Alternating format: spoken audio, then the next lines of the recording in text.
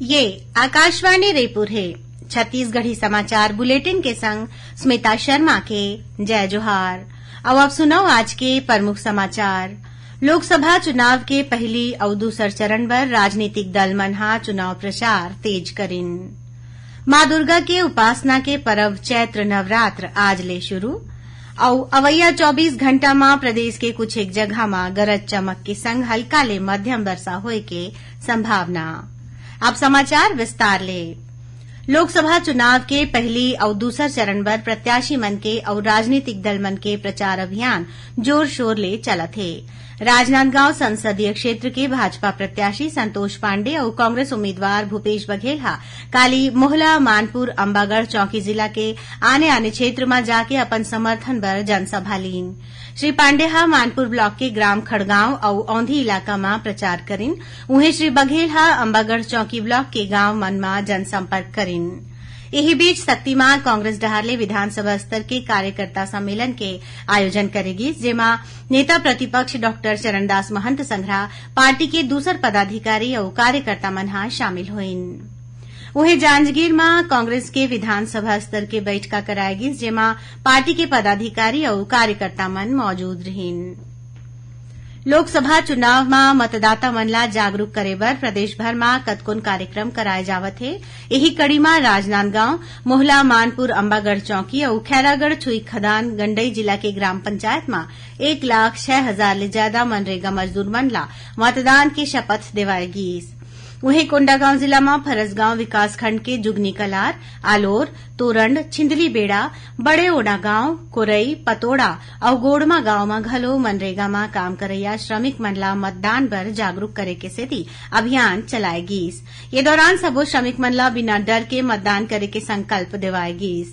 यही बीच कोंडागांव जिला मुख्यालय में प्रशासन डहारले मतदाता जागरूकता बर डीएनके मैदान ले कलेक्ट्रेट तक मैराथन दौड़ के आयोजन करेगी। उन्हें जांजगीर चांपा जिला में कोसा कासा कंचन वोट करेगा जन जन के थीम में मतदाता जागरूकता ले जुड़े कतकोन कार्यक्रम कराए जावत है।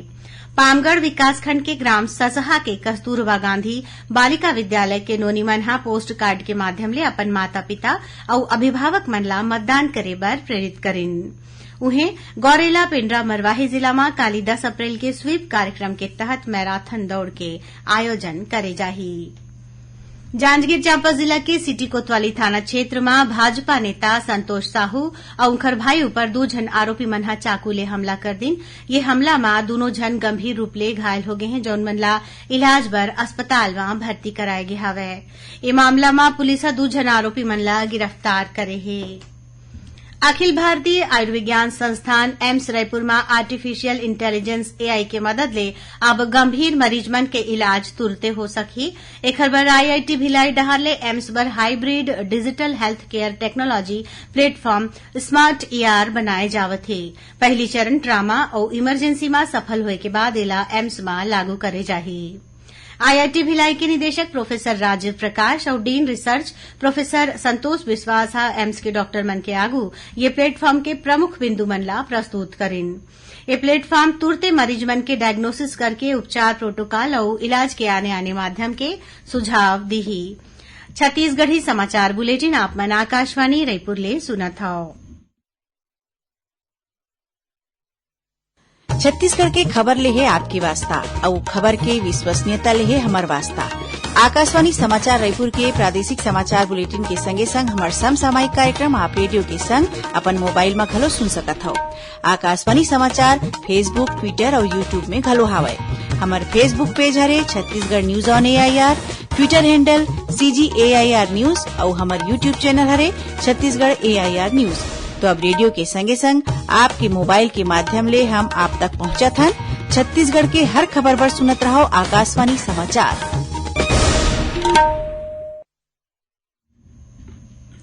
आओ अब आगू बाढ़बो बाचे समाचार कोती। मां दुर्गा के उपासना के पर्व चैत्र नवरात्र आज ले शुरू हो गए है। बिहनिया चले देवी मंदिर मन में दर्शन बर श्रद्धालु मन के भीड़ देखे जावत है। मंदिर में मनोकामना ज्योति कलश जलाए गे हवय, संगे संग मंदिर मन ला आकर्षक ढंग ले सजाए गे हवय।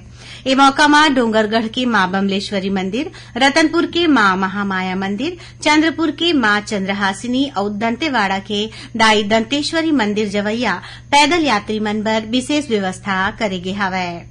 जांजगीर चांपा जिला के ग्राम खोखरा के मनकादाई मंदिर में नवरात्र के पहले दिन आज कलश यात्रा निकालेगी, जेमा बड़ संख्या में माई लोगिन और नोनी मनहा शामिल हुईन। ऐसने शक्ति जिला के चंद्रपुर के मां चंद्रहासिनी मंदिर में घलो घट स्थापना के पहली कलश यात्रा निकालेगी।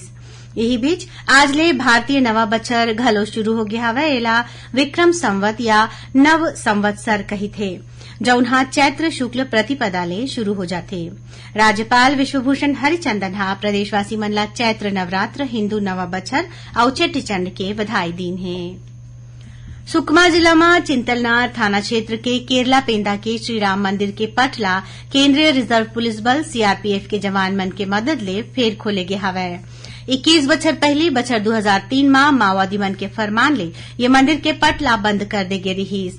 5 दिन में लखापाल में सुरक्षा बल के कैंप बने के बाद सीआरपीएफ के 74वां बटालियन के जवान मन हा मंदिर के पटला खोलिन। ए दौरान जवान मन हा ग्रामीण मन संग मंदिर में पूजा पाठ करिन। ये मौका में मंदिर परिसर में शिविर लगा के ग्रामीण मन के इलाज करेगीस और ओमन ला निःशुल्क दवाई बांटेगीस।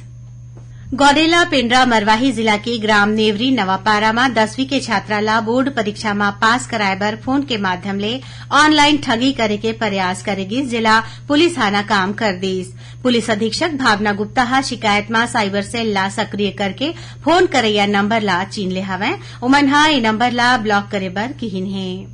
उन्हें बोर्ड के लइका मन ला ठगी ले बचाए बर एडवाइजरी घलो जारी करेगी है। छत्तीसगढ़ माध्यमिक शिक्षा मंडल हा विद्यार्थी और उनकर पालक मन ला सावधान करिन है कि परीक्षा में पास कराए के नाव में अवैया फोन कॉल के झांसा में झनावे और सावधानी बरतें।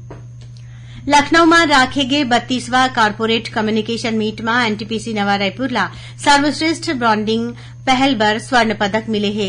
निदेशक मानव संसाधन दिलीप कुमार पटेल हा एनटीपीसी नवा रायपुर के वरिष्ठ प्रबंधक सचदेव सेठी ला ये पुरस्कार दीन। अब पेश है मौसम के हाल। अवैया 24 घंटा में प्रदेश के कुछ एक जगह में गरज चमक के संग हल्का ले मध्यम वर्षा होए के संभावना है। उन्हें एक दो जगह में अंधड़ चले के और आकाशीय बिजली गिरे के घलो चेतावनी देगे हवय। यही बीच पाछू 24 घंटा के दौरान राजधानी रायपुर संगरा प्रदेश के कतकुन जगह में गरज चमक के संग हल्का ले मध्यम वर्षा होए के और ओला गिरे के समाचार मिले है। एकर ले अधिकतम तापमान में मामूली गिरावट आए है और लोगन ला गर्मी ले थोड़ बहुत राहत मिले है। मौसम विभाग के अनुसार एक ठन ऊपरी हवा के चक्रीय चक्रवाती घेरा मराठवाड़ा ओखर तीर तखार में बने हैं। उन्हें एक ठन द्रोणिका गुजरात ले दक्षिण तमिलनाडु तक चलत है। एकर असर ले छत्तीसगढ़ में घलो देखे बर मिलत है। अब थोरकुन समाचार सार में। दुर्ग जिला के बोरी थाना क्षेत्र में ग्राम सेवती तीर तेज रफ्तार वाले कार हा 3 ठन साइकिल सवार मन ला टक्कर मार दी। ये हादसा में साइकिल में बैठे एक झन मनखे के मौत हो गई और 2 झन गंभीर रूप ले घायल हो गए हैं। जशपुर जिला के फरसाबहार थाना क्षेत्र के अंबा कछार जंगल में लकड़ी बीने बरगे एक झन मनखे ऊपर हाथी हा हमला कर दिस, जेकर ले मौकाच में ओखर मौत हो गई। राजनांदगांव के एक झन व्यापारी के 30 लाख रुपया लेके 1 बछर पहले भागे 2 झन आरोपी मन ला पुलिस हा हैदराबाद ले गिरफ्तार कर ले हवय।